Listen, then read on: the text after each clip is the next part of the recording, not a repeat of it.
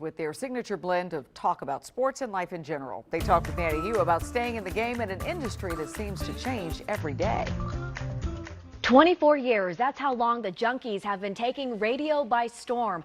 All four guys grew up together in Prince George's County, and these lifelong friends truly have something special. They each stepped away from their former careers in law, retail, education, and sports. They took a gamble to jump into radio, and the rest is history. All right, here we go. Usually just get up, throw on some shoes. I'll sleep in sweats and just come in, brush my teeth, come in. So we just grew up together and played sports together. I went to elementary school together and just, you know, close friends, childhood friends. Jason and I met in high school. Jason and I went to DeMatha High School. Cakes and JP went to Roosevelt.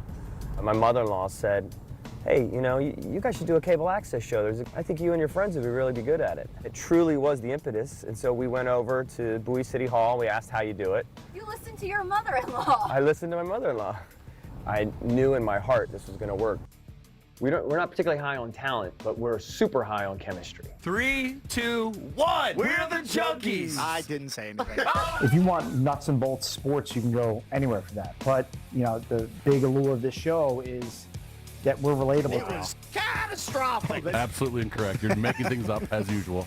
Four best friends who leave nothing off the table.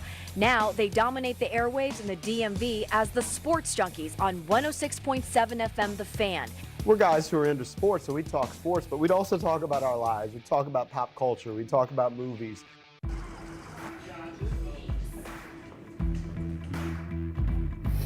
I can't tell you how many times guys have come up to me that you guys sound just like me and my buddies sitting in a sports bar. What's up, everybody? Happy Tuesday. Junkies back with you on 106.7. Do you ever feel the pressure to reinvent or keep it fresh? Like, feel fresh several times. And if we're having fun, then our listeners are having fun.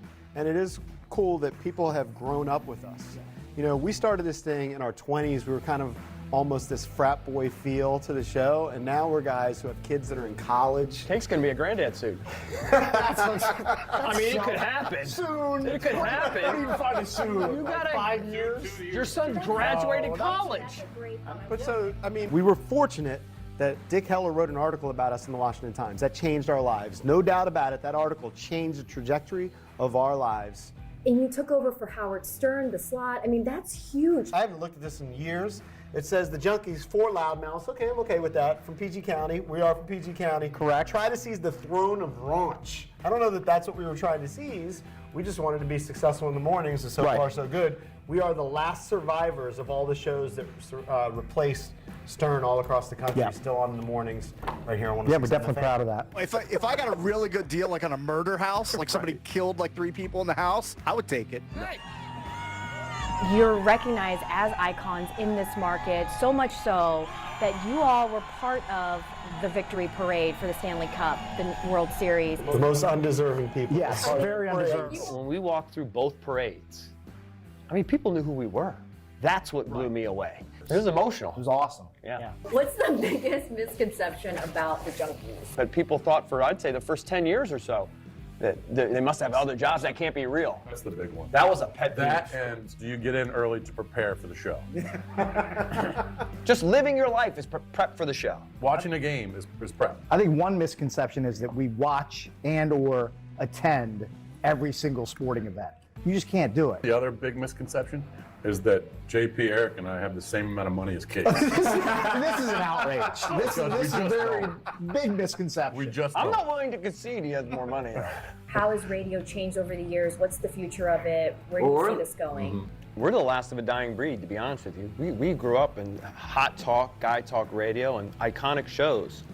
You know, they don't exist anymore. You know, if it weren't for the people that have listened to us all these years, we wouldn't be here today, and we wouldn't have the lives we have today. So, I mean, yeah, we're indebted to them, to our listeners forever. For Bish, Cakes, EB, I'm JP. We will see you tomorrow on The Fan.